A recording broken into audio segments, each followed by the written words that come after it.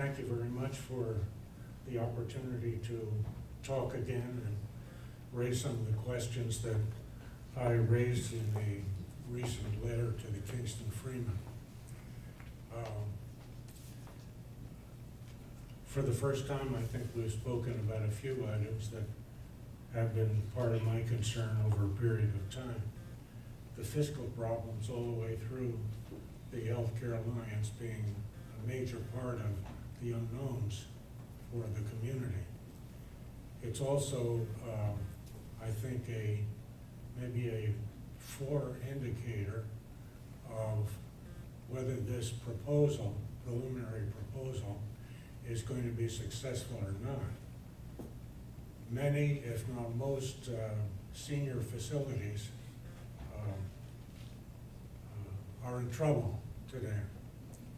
And it doesn't look as though, with our national fiscal picture and Obamacare, that it's going to get any better for senior care facilities.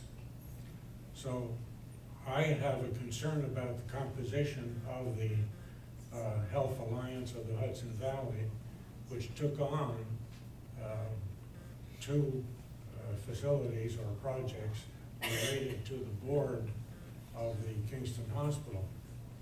I think that that may be one indicator of whether the hospital plan and the community health plan that's being discussed will be able really to take off and fly by itself. I don't know whether monies of the Health Alliance have been diverted to these projects as well as the operations of the hospital. Have they? Jack, if you can get all your questions, then we'll let them answer them all at once. Pardon? Just ask all your questions, and then we'll have them answer them all at once. Well, first of all, I would like to say that most of my questions are included in the papers in the front row. And if you would be so kind as to pass them along insofar as they go, I would appreciate that. I think that why can't you include in your newsletter things like the conversations that you have with the State Board of Health? What agencies in the State Board of Health are you meeting with, and are those meetings open to the public? And if not, why not? Why don't we have reporters and representatives at those meetings so the community can be aware of what's going on? Because from the beginning, this preliminary proposal has been a mystery. And mysteries raise questions. What's in it? What are they talking about that's in it? And what are they not talking about that's in it?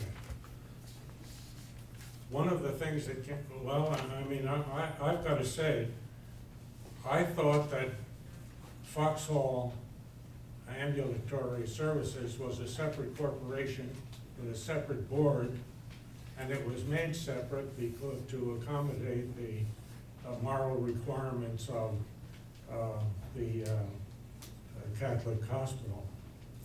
I don't know if that's true, but I was informed that FASC, as I call it, was not part of the Health Alliance.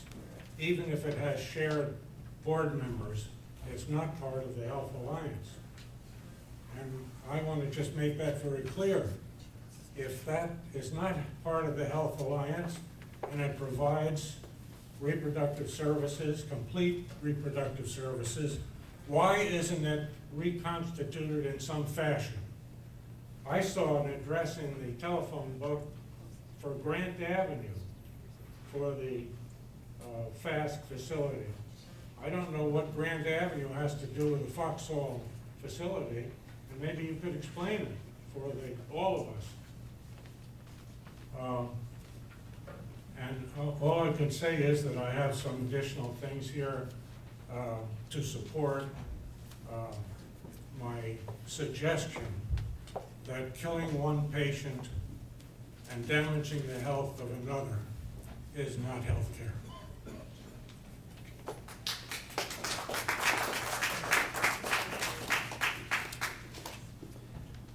I apologize if I missed some of the questions that Jack may have asked, but the one that I think is, the two that I caught, and Jack, feel free to correct me.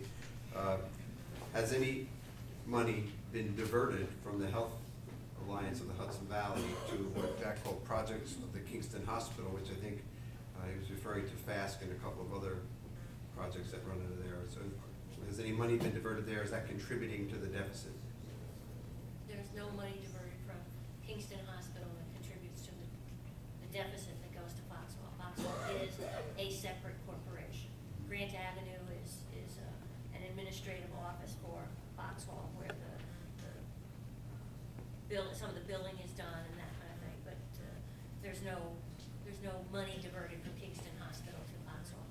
And this is sort of a repeat of an earlier question. Why don't you put your negotiations and the developments of leading toward the new plan in your newsletter? Why don't you publicize it? Dave, you already mentioned that you think that it would damage going forward, that it would create expectations that might be dashed, that it might hinder your ability to execute contracts necessary to complete the task, that it might cause other problems with the Department of Health, so on and so forth. But is there anything else you wanted to add to that, or is it going to be your same answer? No, that pretty well describes it. Okay. Jack, was there anything else? No, except I think that there are implications for some of the answers suggesting that the board,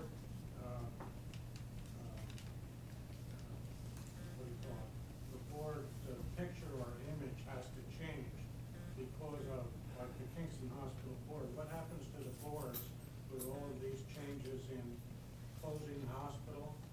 Okay, that's a fair question. The question is, what happens to the composition of the board? As I recall, when the board was first formed, members were selected from each hospital. The Health Alliance Board you're talking Yes. about? Yeah. What happens to the Health Alliance Board and its composition going forward? Well, there's no anticipation currently that the Health Alliance Board would change immediately, but it's a board that has term limits, so over time it will change.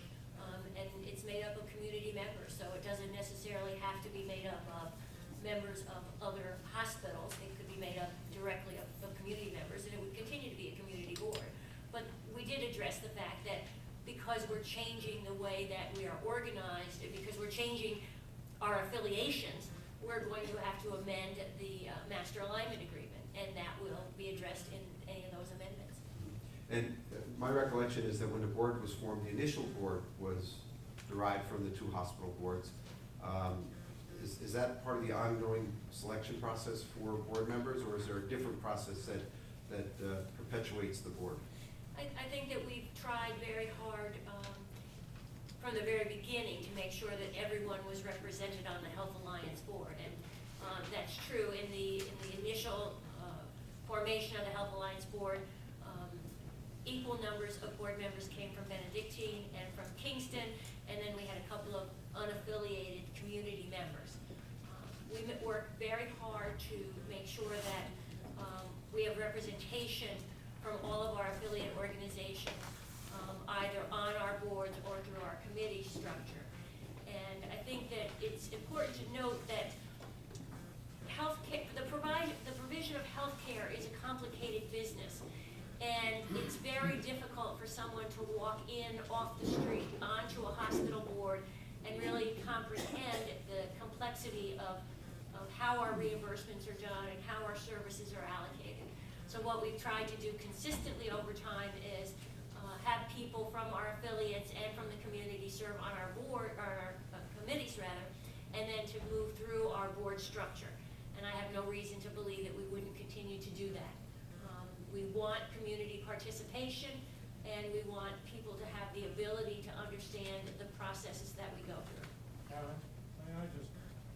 We're gonna, Jack, I'm gonna ask that you hold back. Well, I'm gonna ask you to hold back. We have less than a half hour left, and we still have 7 speakers to go. I asked for information from Mr. Lindquist about the flow of patients and the referrals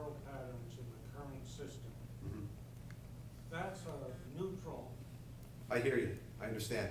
And maybe we'll Why try to. can't we have that made public? We will try to have a discussion about that after the forum. I want to let the other 7 speakers have a chance to speak right now. And the next speaker is Getty Spikowskis. Full disclosure,